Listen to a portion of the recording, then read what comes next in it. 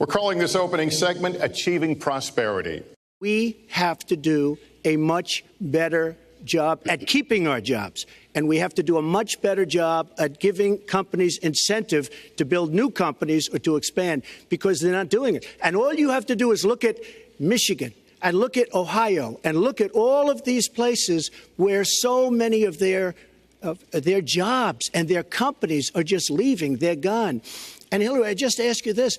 You've been doing this for 30 years. Why are you just thinking about these solutions right now? For 30 years you've been doing it, and now you're just starting to think of solutions. Well, actually, I will bring back jobs. You can't bring back jobs. Well, actually, I have thought about this quite a bit. Yeah, for 30 years. I have, well, not quite that long.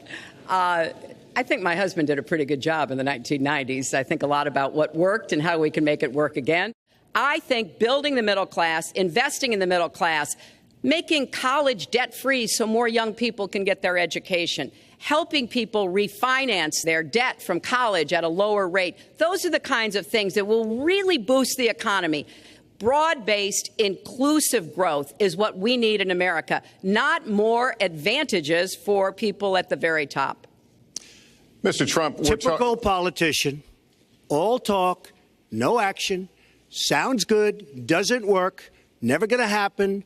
Our country is suffering because people like Secretary Clinton have made such bad decisions in terms of our jobs and in terms of what's going on. You have not released your tax returns, and the reason nominees have released their returns for decades is that voters will know if their potential president owes money to, who he owes it to, and any business conflicts. Don't Americans have a right to know if there are any conflicts of interest? I don't mind releasing. I'm under a routine audit, and it'll be released. And as soon as the audit's finished, it'll be released.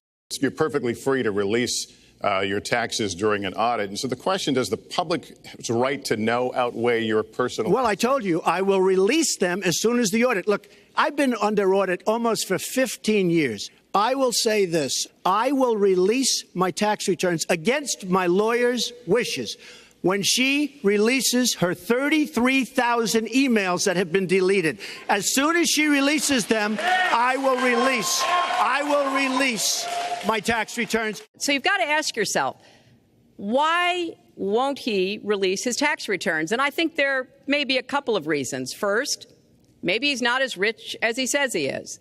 Second, maybe he's not as charitable as he claims to be.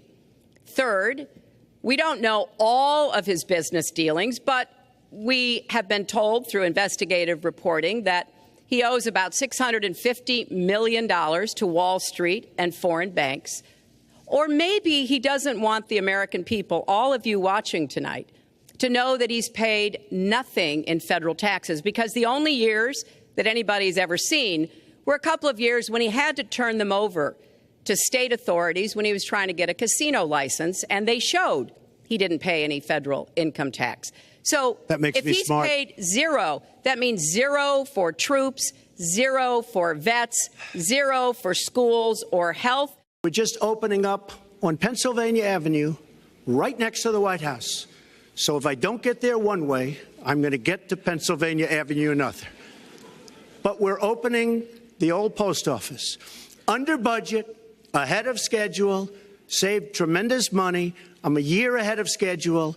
And that's what this country should be doing. We build roads and they cost 2 and 3 and 4 times what they're supposed to cost. We buy products for our military and they come at costs that are so far above what they were supposed to be because we don't have people that know what they're doing. We move into our next segment talking about America's direction, and let's start by talking about race. The African-American community, look, the community within the inner cities has been so badly treated. They've been abused and used in order to get votes by Democrat politicians. You look at the inner cities, and I just left Detroit, and I just left Philadelphia, and I just, you've seen me. I've been all over the place.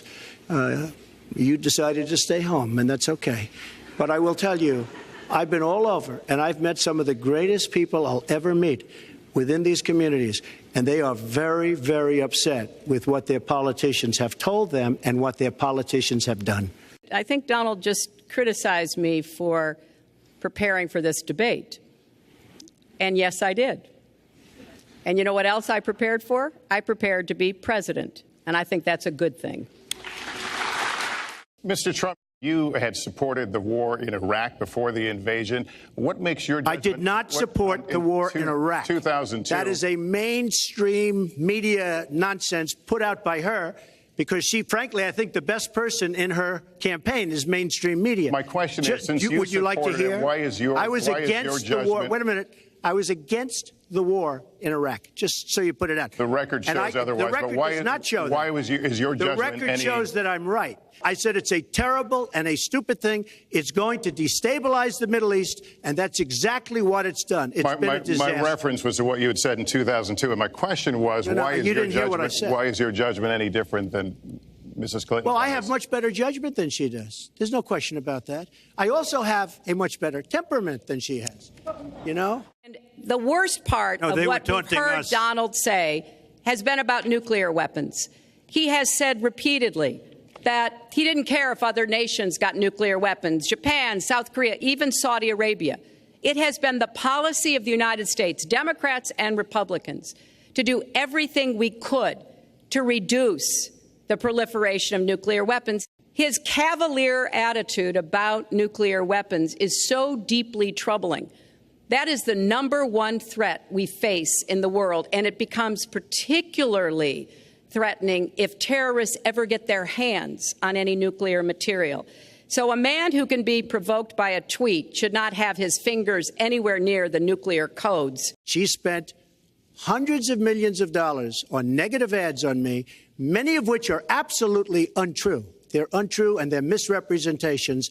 And I will tell you this, Lester, it's not nice. And the only gratifying thing is I saw the polls come in today, and with all of that money, over $200 million is spent, and I'm either winning or tied, and I've spent practically nothing. One of you will not win this election. So my final question to you tonight, are you willing to accept the outcome as the will of the voters? Secretary Clinton? Well, I support our democracy. I hope the people out there understand this election's really up to you. It's not about us so much as it is about you and your families and the kind of country and future you want. So I sure hope you will get out and vote as though your future depended on it, because I think it does.